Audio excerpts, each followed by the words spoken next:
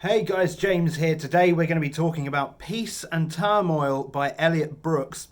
Full disclosure before we begin, because I actually have some disclosure to give for once. Elliot Brooks is a fellow booktuber. I watch her videos, I'm subscribed to her channel, I've commented a couple of times. That's about it. That's really all of my interactions with the author. We're not like friends or anything. So, review's going to be as unbiased as it can possibly be, really. So, let's get into it.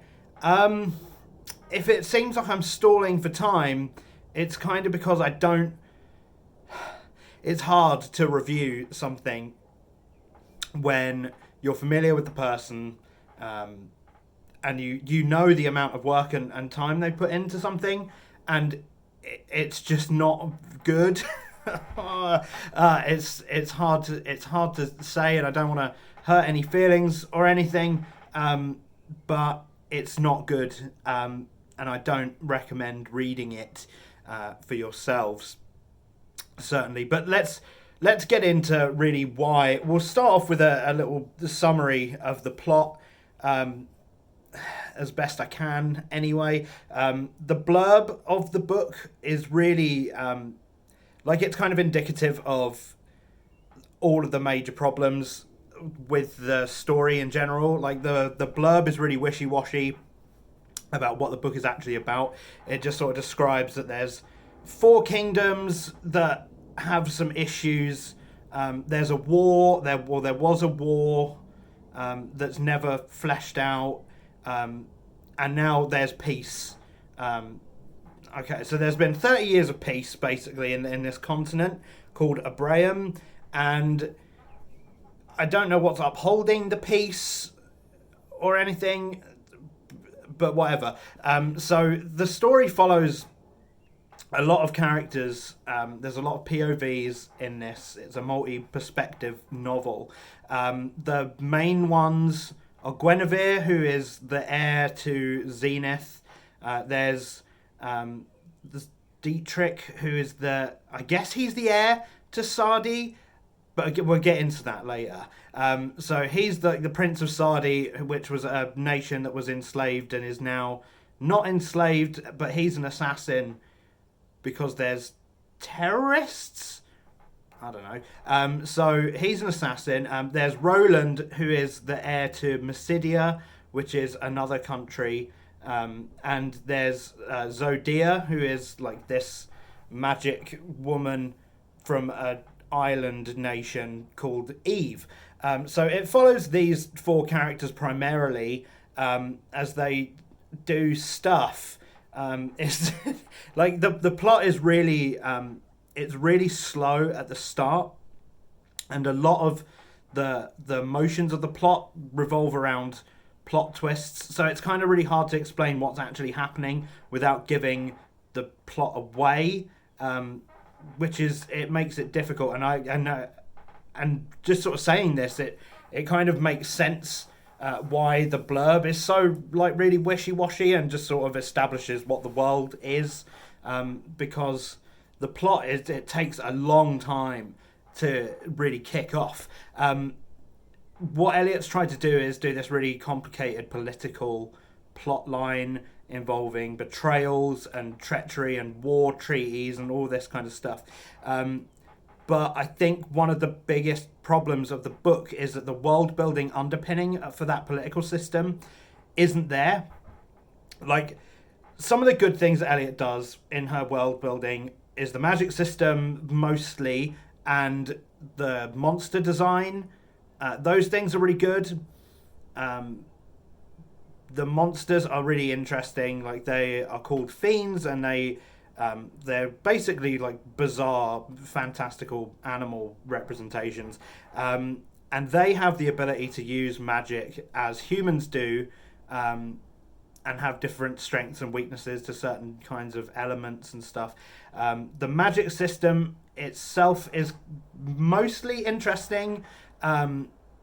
So it's like basically you have these lights or colours that are in your head, that you can draw on to create elemental effects. So like red auras or auroras, they're called. So red auroras make fire, blue ones make ice or water, and like purple ones make lightning. Okay. So like this is it's an interesting idea. And like the more you use it, the more it tires you out. So there's some like hard limitations there. The downside of the magic system is the other half, which like it's you can summon weapons, right, at will, but like it requires concentration to maintain the weapon. So like it's impractical. Like that's the biggest problem with it. Like in any kind of real world, like this would be no one would use this, right? So say you're in a fight and your opponent's got a sword, like a proper sword that was made in a forge, and he can just like stab you with it, and if you hit him, his sword is there still. It's fine. With these magic swords, they're summoned out of nothing, and you have to concentrate on maintaining the structure of the sword. So if you get slashed across the side and lose your concentration because you're like, oh fuck, I've just been stabbed, your sword disappears from reality. in what way is that better than a normal sword? Like there's some lip service paid to these weapons being like they're more powerful than normal weapons, but a sword doesn't need to be super powerful to kill someone with, because you can stab a fork into someone and they'll fucking die if you stab them in the neck.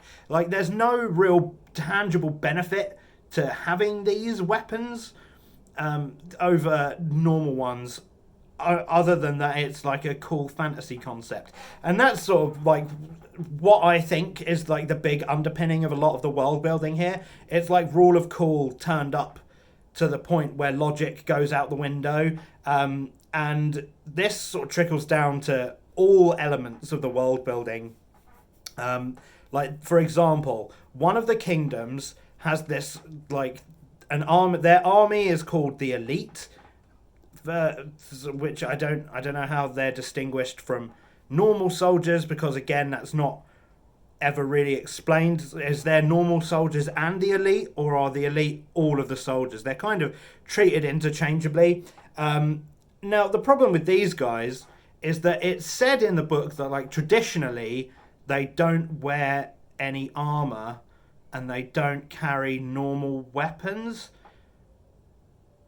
But why? What's the point of that? Like, they don't wear armor to fight in.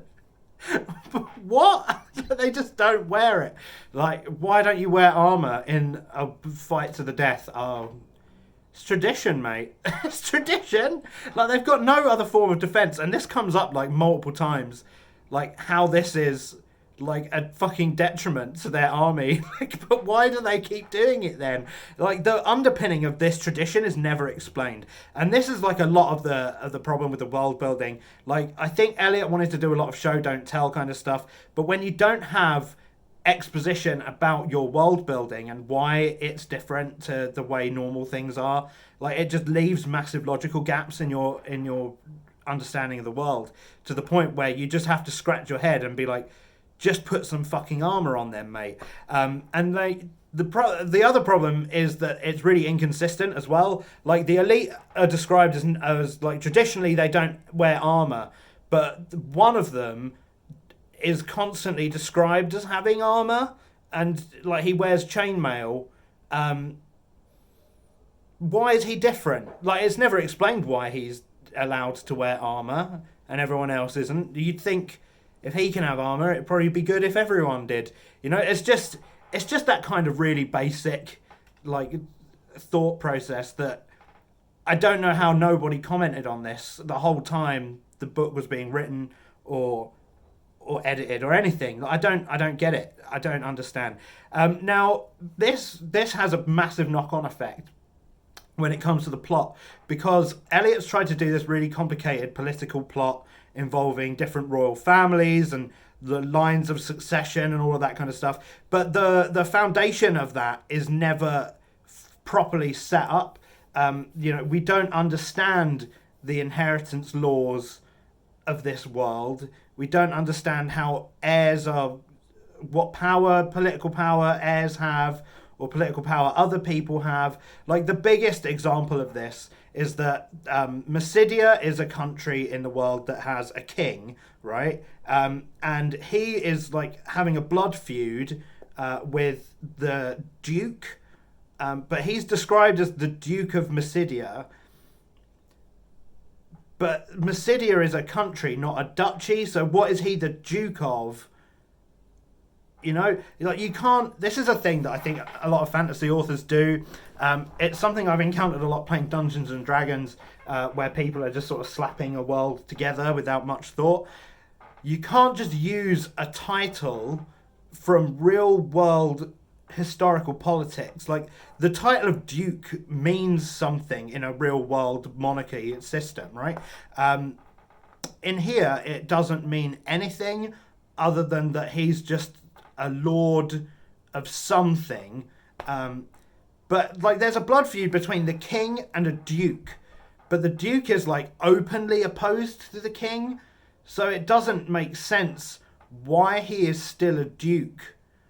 And all of this would be fine if Elliot put in the work to explain how the political system actually works, what his title is, why the king can't just get rid of him.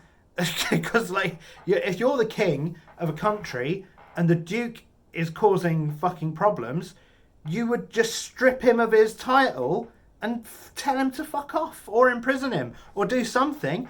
There's all this talk about, this family being, like, actively working with a rebel faction to depose the king, like it's common knowledge. But nothing happens about that.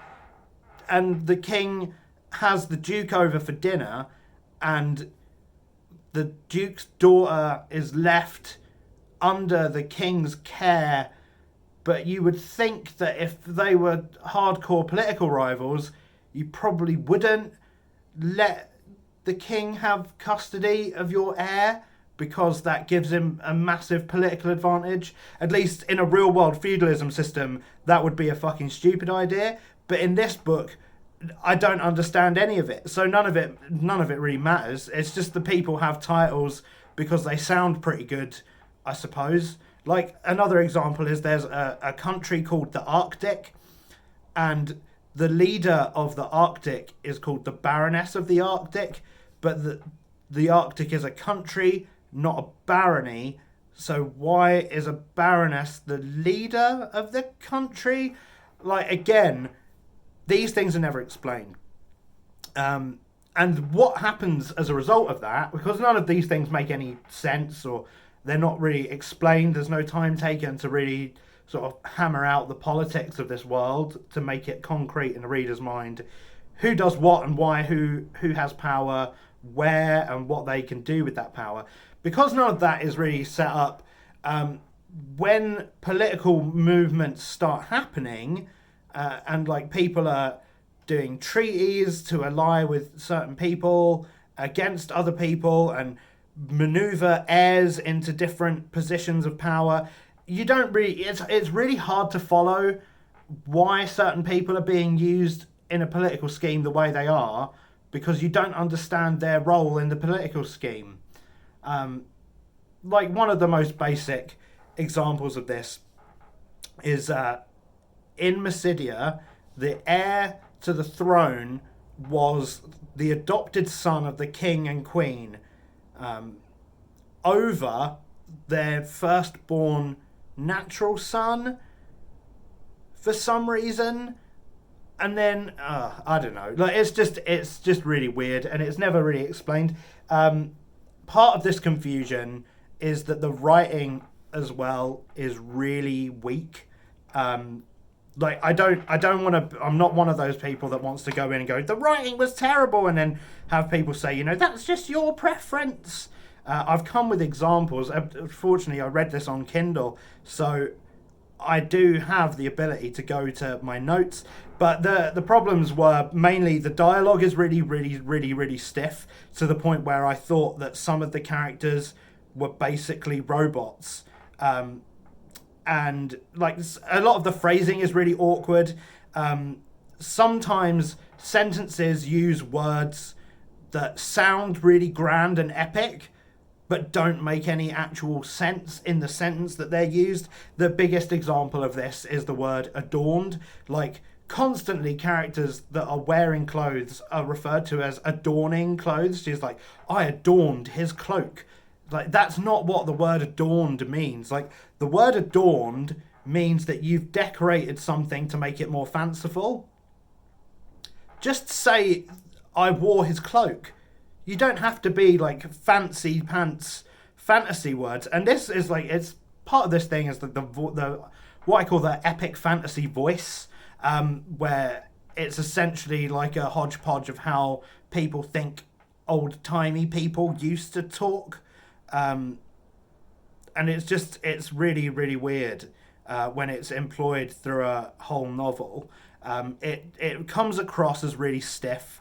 I'm just looking for some examples.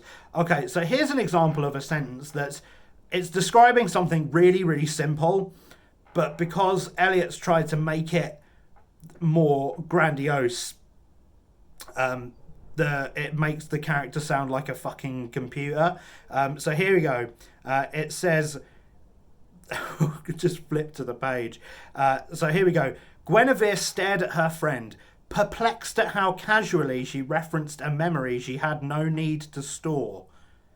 Like, that reads to me like she's talking to a fucking like android who's like, I have recovered my memory, I can delete it from my storage space. Like, it doesn't sound more elegant, it sounds really stiff. Nobody would like think in those ways, and no one would speak like that at any time. So sometimes pulling back on your like really complicated vocabulary that you throw in to make people sound more educated or whatever, you don't need to do it. It really confuses the message that you're trying to convey a lot of the time, and this happens constantly throughout the book. Like, there's some sentences where like things literally, like the sentence doesn't even make any sense. I have another example for that, but let's talk very briefly while I'm looking for that about the actual characters. Elliot said this is a character-driven novel, but a lot of the characters are totally wasted. One of the characters, like Zodia, I'm not going to bother looking for the example, but look, Zodia, right? She's a character who's introduced fairly early in the novel, is given a quest to do, shows up to do it, and like gets like there's plot reasons why she can't do her mission immediately, but then the plot thread is just completely fucking dropped, like straight away. She never thinks about it again. She never mentions it again. Nobody else ever mentions it again. It's just left in the dust and then never ever picked up again. I don't understand it. There were so many people that looked at this book in its production. I know she went through several rounds of beta reading. She hired a professional editor, all of that kind of stuff. And to release a book that is so glaringly flawed in so many ways, it's head scratching. It's mind boggling. I honestly don't understand how so many people read this book and no one said anything about it. It is truly bizarre. And that's really all I can say about this. It's not great. It's not even good. I'd say it's a really, really weak first effort that needs a lot more work before I would be willing to pay £22 for a hardback of it, certainly. What happened? I don't get it. But that's it for now. Thanks for watching, and I will see you in the next video. Bye.